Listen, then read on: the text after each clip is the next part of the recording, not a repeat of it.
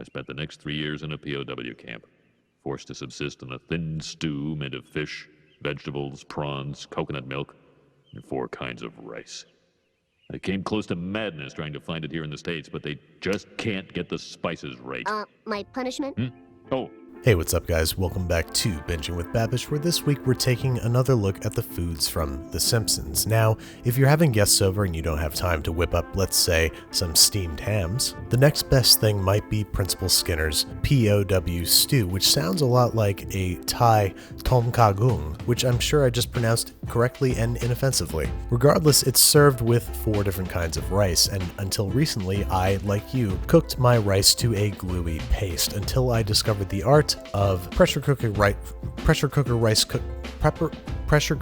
cooking. What I'm doing here is combining the prescribed amount of rice and water as outlined by the product packaging and placing in the pressure cooker for 25 minutes for harder types of rice like brown rice and red rice, and as little as 1 minute for a more quick cooking rice like jasmine or this absolutely beautiful green jade rice. And since I'm cooking them back to back, I'm placing them all in a casserole side by side covered with tin foil in a 200-degree Fahrenheit oven, keeping everything warm while we make our stew.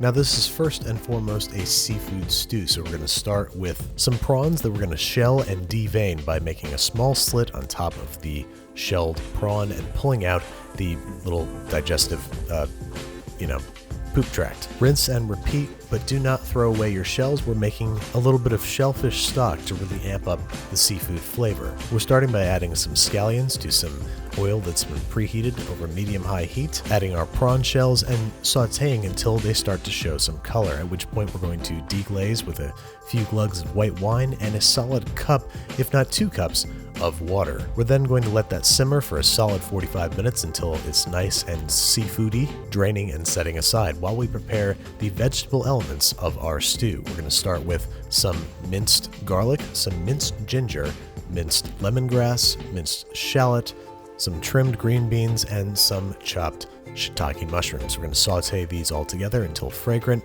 deglaze with a little bit of our seafood stock, and add some kaffir lime leaves. These are a little bit hard to get a hold of. If you can't find them, just use some freshly squeezed lime and lime zest. We're also going to add a few tablespoons of green curry paste, sauteing and letting all those flavors get to know each other before we add some bamboo shoots, some sliced red bell pepper, and at this point, if you wanted to heat things up, you could add some Thai bird's eye chilies. But I'm not in the mood for spicy tonight, so I'm sticking with some fish sauce and another 2 or 3 cups of our shellfish stock. We're also going to add 1 can of coconut milk, and ideally at this point you want to add Thai basil, but I couldn't find any, so regular basil will do in a pinch. And now we're going to add our seafood. I went with some sliced monkfish for the fish element and our shelled devein prawns. And now let's see if we can get the spices right. I'm going to add a little bit of ground cardamom and cayenne pepper and a little pinch of brown sugar before covering and poaching for 5 to 10 minutes until all the seafood is cooked through. And now to plate up the wholly unnecessary 4 different kinds of rice and ladling alongside it our stew. Now I gotta say, this stuff turned out really good, and it's interesting because there's so many different ways you can customize it,